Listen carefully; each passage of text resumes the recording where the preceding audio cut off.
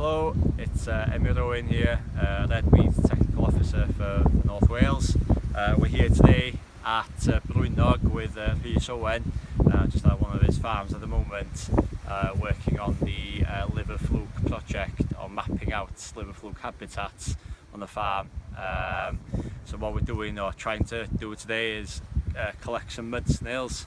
We're specifically looking for Galbage and Catula, which is the carrier of liver fluke.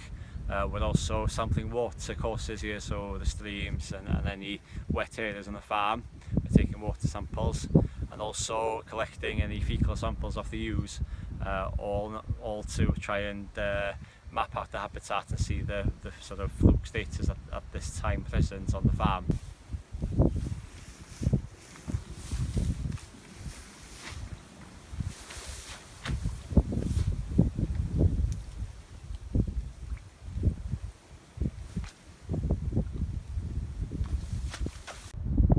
So what we're doing here basically is collecting about 500 millilitres of water from the water course. It then gets fed into this filter on top of here.